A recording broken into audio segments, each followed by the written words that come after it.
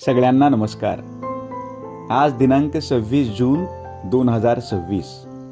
आधुनिक कालखंडात आपल्या राज्यात अतिशय प्रयत्नपूर्वक सामाजिक न्यायाची प्रस्थापना करणारे कोल्हापूर संस्थानचे अधिपती छत्रपती राजर्षी शाहू महाराज यांची जयंती, सामाजिक न्याय दिन. यामुळे आजच्या या दिवशी वाचनकट्टा माय मराठी मंडळ आणि युवा मनवंतर यांच्या संयुक्त विद्यमाने आम्ही एक नवा उपक्रम घेऊन आलो आहोत. स्मरण महामानवांचे, परिचय महामानवांच्या विचार कार्याचा. यामधील पहिल्या महामानव आहेत सावित्रीबाई ज्योतिराव फुले आणि त्यांच्या विचार कार्याचा परिचय करून देणाऱ्या आमच्या गुणी आणि होतकरू विद्यार्थिनी आहेत गोदावरी वैजनाथ कानशुक्ले. यापूर्वी गोदावरी यांनी अनेक अभिवाचन उपक्रमात सहभाग नोंदवलेला असून महामानवाच्या विचार कार्याचा परिचय करून देण्याचा त्यांचा हा पहिलाच प्रयत्न आहे. आपण त्यांच्या या प्रयत्नाचे आणि एकंदरीत या उपक्रमाचे हार्दिक स्वागत कराल अशी अपेक्षा आहे. धन्यवाद. महामानवांचे स्मरण करणे म्हणजे त्यांच्या विचारांना, त्यांच्या कार्याला आणि समाजासाठी त्यांनी दिलेल्या योगदानाला आदरपूर्वक जपणे. महात्मा फुले, डॉक्टर बाबासाहेब आंबेडकर, सावित्रीबाई फुले, छत्रपती शिवाजी महाराज यांसारख्या महामानवांनी समाजासाठी समाजातील अन्याय, अज्ञान आणि विषमता दूर करण्यासाठी आयुष्यभर संघर्ष केला. म्हणून महामानवांचे स्मरण करणे हे प्रत्येकासाठी महत्वाचे आहे. जिन दिलाय नारी जातीला बहुमान, मला गायाचं माय सावित्रीचं गाणं. ज्योत ज्योतिबा फुल्यांची माय सावित्री तोलाची, तिनं वाहून आणली गंगा ज्ञानाची मोलाची. कसं आलं या पाण्यावरचं धान, मला गायाचं माय सावित्रीचं गाणं. मला गायाचं माय सावित्रीचं गाणं. नमस्कार, मी गोदावरी वैजनाथ कानशुक्ले, BA द्वितीय वर्ष वर्गात शिकणारी विद्यार्थी. स्मरण महामानवांचे या उपक्रमात आज मी आद्य शिक्षिका, समाजसुधारक आणि कवयित्री क्रांतिज्योती सावित्रीबाई फुले यांच्या महान कार्याविषयी, त्यांच्या प्रेरणादायी विचारांविषयी आणि त्यांनी समाजासाठी दिलेल्या अमूल्य योगदानाविषयी मी मनोगत व्यक्त करणार आहे. सावित्रीबाई फुले यांचा जन्म 3 जानेवारी 1831 रोजी सातारा जिल्ह्याच्या खंडाळा तालुक्यातील नायगाव येथे झाला. वडील खंडोजी नेवसे पाटील, आई लक्ष्मीबाई आणि सिंधुजी, सखाराम व श्रीपती या 3 भावंडांसह सावित्रीबाईंचे बालपण आनंदात व्यतीत झाले. त्यांचा विवाह 1840 मध्ये ज्योतिराव गोविंदराव फुले यांच्याशी झाला. लग्नानंतर ज्योतिरावांनी त्यांना घरीच शिक्षण द्यायला सुरुवात केली. त्यांच्या पुढील शिक्षणाची जबाबदारी ज्योतिरावांचे मित्र सखाराम परांजपे आणि केशव शिवराम भवाळकर यांनी घेतली. सावित्रीबाई यांनी अहमदनगर येथे फॅरारबाई आणि पुण्यात मिचेलबाई यांच्या नॉर्मल स्कूलमध्ये अध्यापनाचे प्रशिक्षण घेतले. 10 सप्टेंबर 1853 रोजी महात्मा फुले यांनी आपल्या सहकार्यांसोबत महार, मांग इत्यादी लोकांस विद्या शिकवण्याकरिता मंडळी ही संस्था सुरू केली. त्या काळात खालच्या जातीतील लोकांना शिक्षणाचा अधिकार नव्हता. त्यांना शाळेत जाऊ दिले जात नव्हते. फुले दाम्पत्याने या अन्यायाविरुद्ध आवाज उठवला आणि सर्व समाजातील मुलांना शिक्षण मिळावे यासाठी प्रयत्न केले. या कामात सगुणाबाई क्षीरसागर यांनी मोठी मदत केली. त्या मायेने आणि समर्पणाने या कार्यात सहभागी झाल्या. सावित्रीबाईंसोबत सगुणाबाई आणि फातिमा शेख यांनी शिक्षिका म्हणून काम केले. फातिमा शेख यांचे योगदान विशेष महत्वाचे होते. त्या भारतातील पहिल्या मुस्लिम महिला शिक्षिका मानल्या जातात. त्यांनी सावित्रीबाईंसोबत खांद्याला खांदा लावून काम केले. ज्योतिराव फुले यांचे मित्र उस्मान शेख यांनी या कार्याला मोठा आधार दिला. 1849 साली जेव्हा फुले दाम्पत्याला घर सोडावे लागले तेव्हा अनेकांनी त्यांना साथ दिली नाही. अशा कठीण वेळी उस्मान शेख यांनी आपल्या घराचे दरवाजे त्यांच्यासाठी उघडले. त्यांनी आपल्या घरात त्यांना राहण्याची जागा करून दिली. समाजाच्या विरोधात जाऊन त्यांनी मैत्री आणि मानवतेचे उदाहरण घालून दिले. 1 जानेवारी 1848 रोजी ज्योतिरावांनी पुण्यात बुधवार पेठेतील भिडेवाड्यात मागासवर्गीय मुलींसाठी पहिली शाळा सुरू केली आणि सावित्रीबाई वयाच्या 7व्या वर्षापासून त्या शाळेत विनावेतन शिकवू लागल्या. त्या शाळेच्या पहिल्या शिक्षिका व मुख्याध्यापिका झाल्या. ब्राह्मण, धनगर, मराठा जाती अशा कितीतरी जातीतील मुलींनी या शाळेत प्रवेश घेतला. काही धर्ममार्तंडांनी धर्म बुडाला अशी ओरडाओरड केली व ते सावित्रीबाईंवर धर्म बुडवी म्हणून शेण माती फेकू लागले. तरी सुद्धा त्या मागे हटल्या नाहीत. सर्व विरोधाला धैर्याने तोंड देत त्यांनी त्यांचे कार्य तसेच सुरू ठेवले. विष्णुपंत थत्ते आणि वामनराव खराडकर हे ब्राह्मण मित्र देखील या शाळांमध्ये शिक्षक म्हणून काम करत होते. यावरून फुले दाम्पत्याचा लढा कोणत्याही जातीविरुद्ध नव्हता, तर अन्यायाविरुद्ध होता हे दिसून येते. त्यांना सर्व समाजातील चांगल्या विचारांच्या लोकांचा पाठिंबा मिळत होता. महात्मा फुले, सावित्रीबाई, फातिमा शेख, सगुणाबाई आणि त्यांच्या सहकार्यांनी केलेल्या या कार्यामुळे भारतीय समाजात शिक्षणाची नवी क्रांती सुरू झाली. आज मुली शिकत आहेत, मोठ्या पदांवर काम करत आहेत. या मागे या महान लोकांचे संघर्ष आणि त्याग दडलेला आहे. 1848 साली महात्मा ज्योतिराव फुले आणि सावित्रीबाई फुले यांनी समाजात मोठा बदल घडवून आणण्याचे काम सुरू केले. त्या काळात मुलींना शिक्षण देणे चुकीचे मानले जात होते. मुलींनी शिकू नये, त्यांनी फक्त घरकाम करावे अशी समाजाची विचारसरणी होती.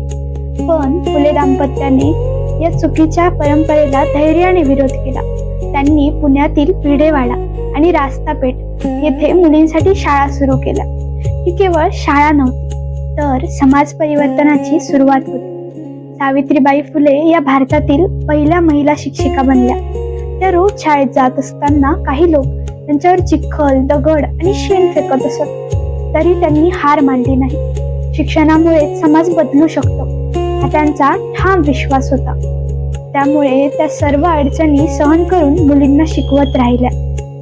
समाजात स्त्रियांना आणि दलितांना माणूस म्हणूनही सन्मान मिळत नव्हता. शिक्षण, मंदिर, विहीर अशा अनेक गोष्टींवर त्यांना बंदी होती. पण शिक्षणामुळे त्यांच्यात विचार करण्याची ताकद निर्माण झाली.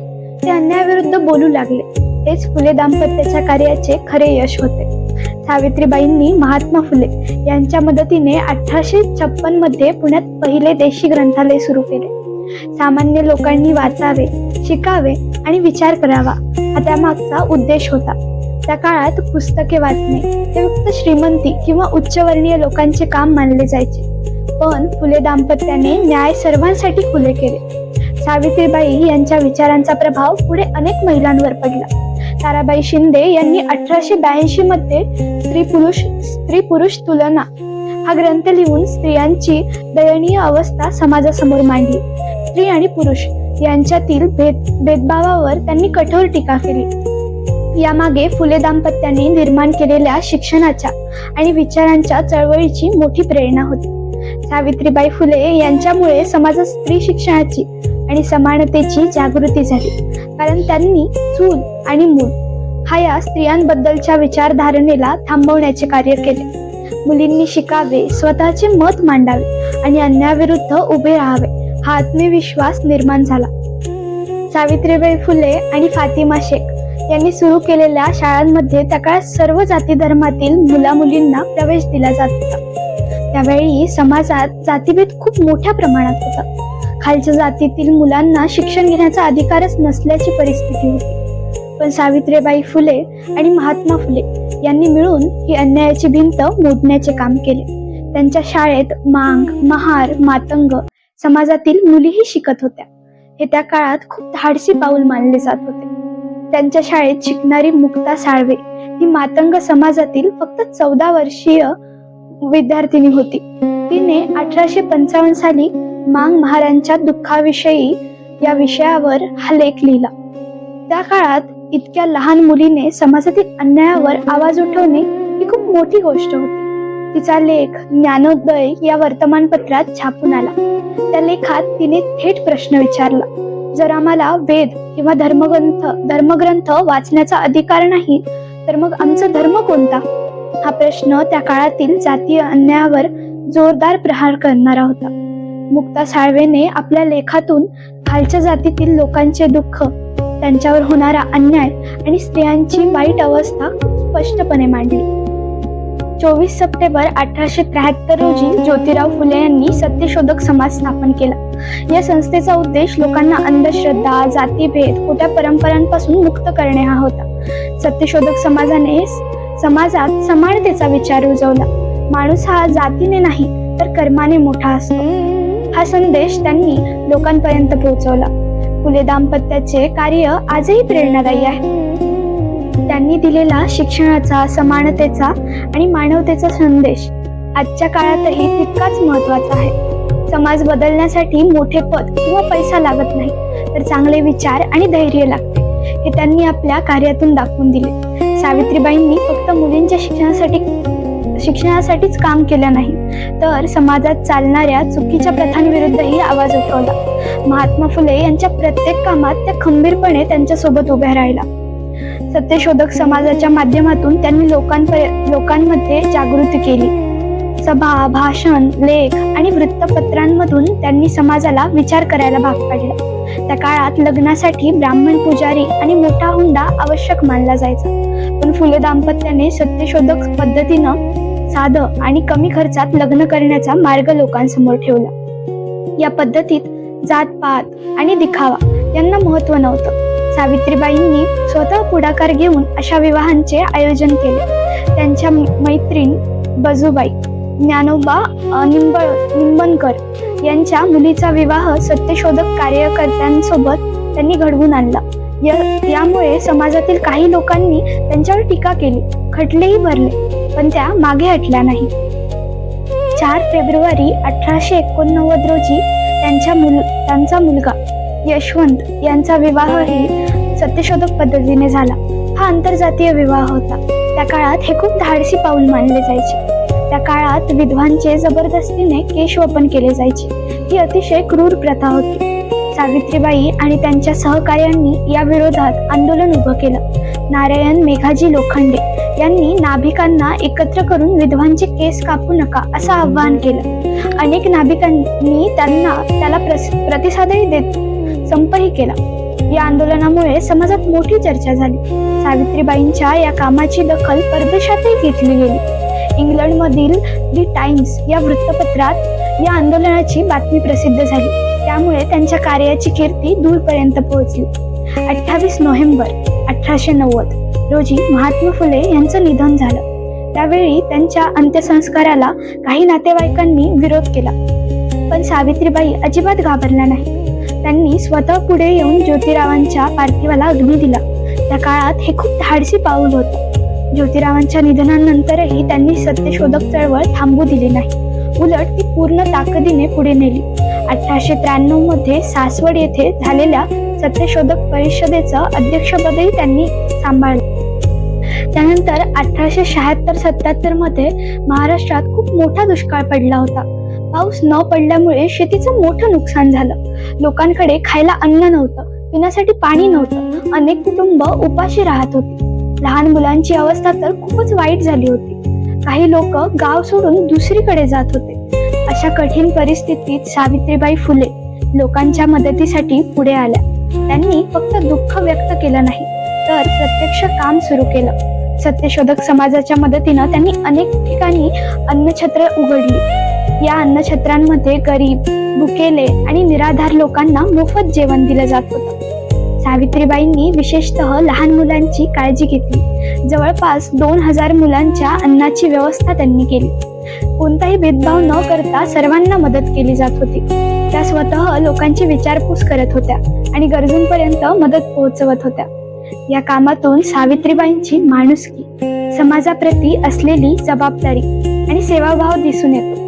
संकटाच्या काळातही त्यांनी लोकांना आधार दिला आणि समाजसेवेचं मोठं उदाहरण घालून दिलं.